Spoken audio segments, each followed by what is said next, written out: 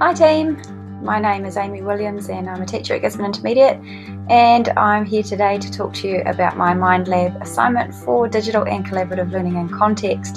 Today I've got my teacher and learner hat on. This is fun because I get to be both the learner and the teacher at the same time. Speaking of hats, as a teacher, do you ever feel as though to be an innovative, reflective, creative practitioner, you need to be wearing multiple hats at once? This is how I feel in my current teaching practice. In short though, I feel that it all comes down to one thing: catering for diversity.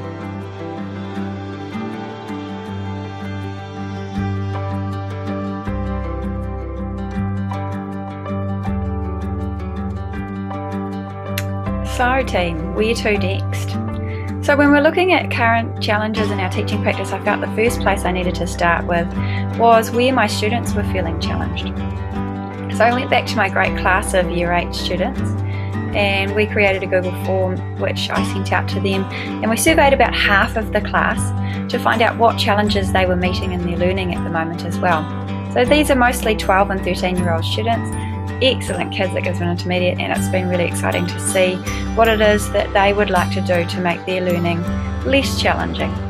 So when we gathered student voice, they told us about all sorts of things, from assessment results to coping with those assessment results to working with different subject areas, working alongside different students that they might find challenging, or finding time within their learning to meet with me more often.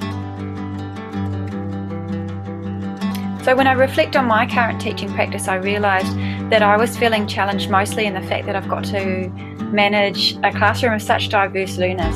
So there's a huge diversity in the learning that's taking place, and that's in terms of the student background, their interests, where they sit academically, whether they're motivated or engaged in what's going on, how they best learn and what their needs are within the classroom. So the things that I was most worried about were the students seemed really disengaged. There was a lot of boredom, huge loss of curiosity at this level of schooling. Also, the students didn't seem to see much relevance between school and real life. They also seemed really confused about their role in the learning process. They didn't seem to have an understanding about their purpose as a learner, to understand and be aware of their learning direction. They didn't really seem to know whether they should be learning how to use the tools or how to go through the process, and a lot of them seem to be just sitting there around waiting to be fed new knowledge and new learning. And this results in huge student and teacher overwhelm for all of us. So when I reflected on all those things that I thought I really needed to be providing for students to be able to cater for their interests and all their different motivation and engagement and academic viewpoint and learning styles, what I really uncovered was the fact that actually something in my practice has allowed my students to feel that their learning is my job and not theirs. So if I'm moving forward with my challenges, I think there are lots of things that I need to be doing to make sure that the students feel that the learning is their job.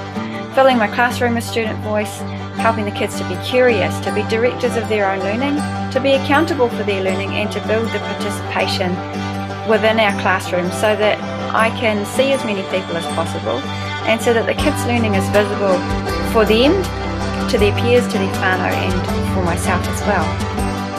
So this all came back to student agency, and I found some really interesting information about the purpose that learners have and the fact that they need to be really feeling a sense of belonging in their classroom. They really need to feel that they're actively participating in their learning, and this helps to build that engagement and motivation for them. So the greatest challenge for me is to co-construct that learning environment with our students so that it's engaging and motivating, but supportive and extending them as well, and getting them excited about their learning and curious about the world. So in short, I'm trying to reach all my learners. So where to from here? First, I want to identify some tools and practices that will help to increase the student voice in our classroom and help to make our students feel as though they're more active participants in their own individual learning processes. So we're going to develop some student agency. It's going to be exciting. Thanks for watching. Great to have you here, and look forward to the next part of the process.